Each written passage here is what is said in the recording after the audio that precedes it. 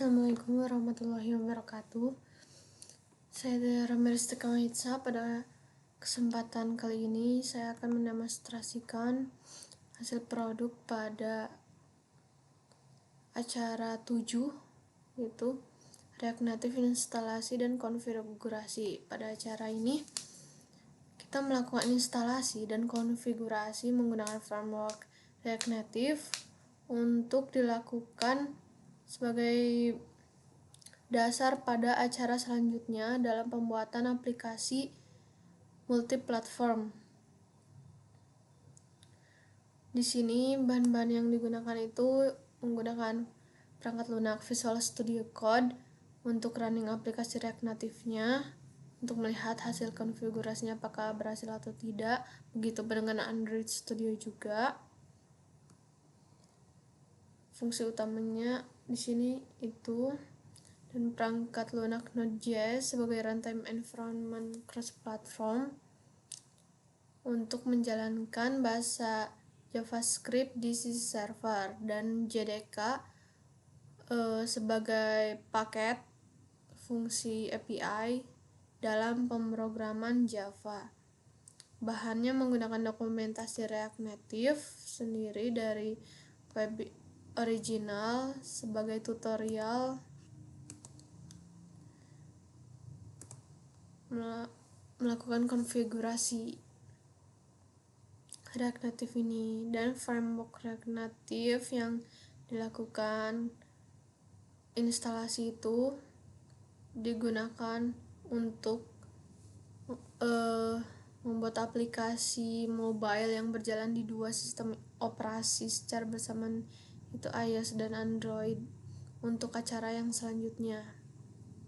Di sini alur pengerjaannya itu diawali dengan instalasi Node.js, JDK, dan Android Studio. Setelah itu kita mengatur environment.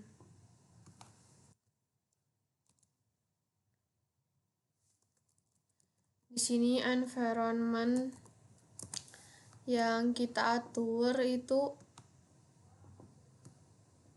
terdiri dari Android Home dan Java Home. Di sini Android Home-nya kita atur tempat penyimpanan SDK kita. Setelah itu untuk Java Home-nya sendiri kita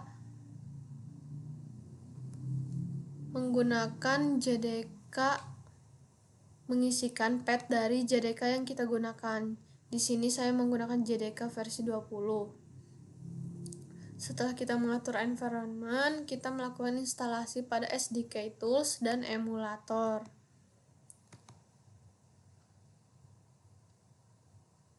Di sini untuk SDK tools-nya bisa kita buka pada bagian settings, lalu pada bagian language frameworks dan Android SDK. Di sini SDK tools itu yang paling utama untuk diinstalasi, yaitu versi 33.0.0. Selanjutnya Android SDK command line tools latest atau yang terbarunya, Android emulator untuk menjalankan dan melihat hasil konfigurasi aplikasinya. Selanjutnya yaitu setelahnya ada Android SDK platform tools agar lintas platform. Setelah itu Intel Open Emulator Accelerator sebagai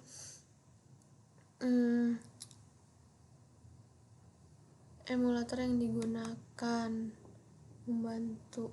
Setelah itu kita melakukan pengaktifan Windows Hypervisor Platform pada control panel. Di programs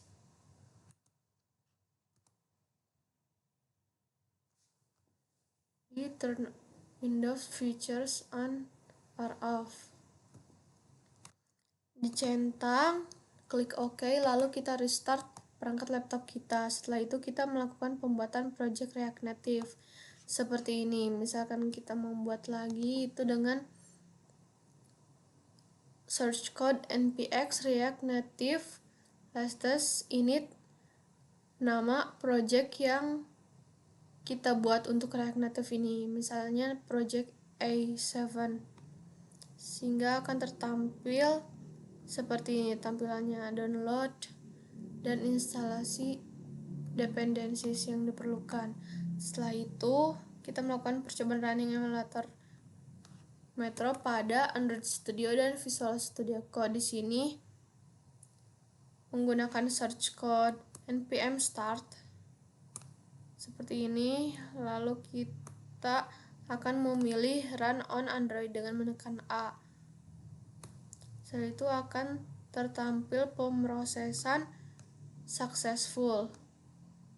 Di sini sebelumnya akan proses sehingga akan tertampil tampilan seperti ini. Begitupun dengan Visual Studio Code.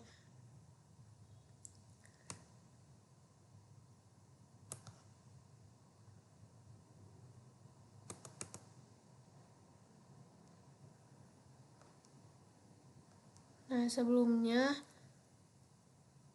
itu berjalan seperti ini. Nah, untuk React Native sendiri itu memiliki kelebihan dan kekurangannya. Untuk kelebihannya itu menghemat biaya karena nantinya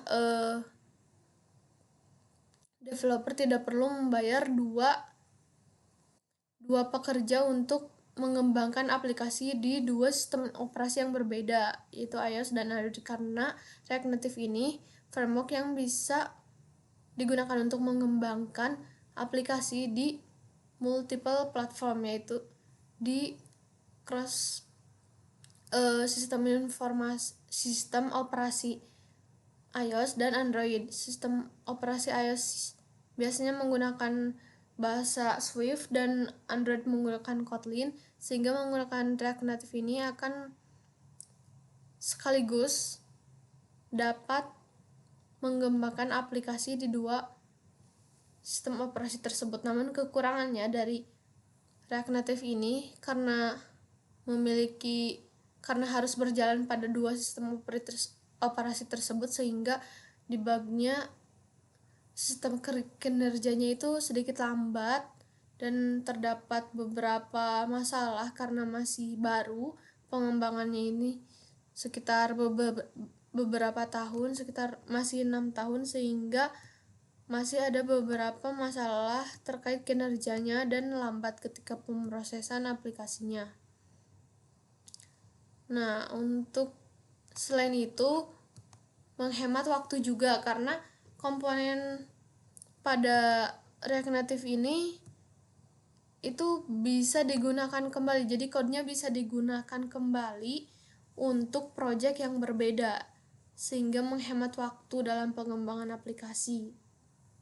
Nah, untuk Windows Hypervisor Platform kenapa diaktifkan? Karena agar kita bisa mempercepat pemrosesan aplikasi yang kita kembangkan. Seperti yang tadi sudah saya sebutkan bahwa React Native ini akan mengakibatkan pemrosesan aplikasi yang sedikit lambat, sehingga penggunaan Windows Hypervisor Platform ini dapat menambah atau mempercepat pemrosesan.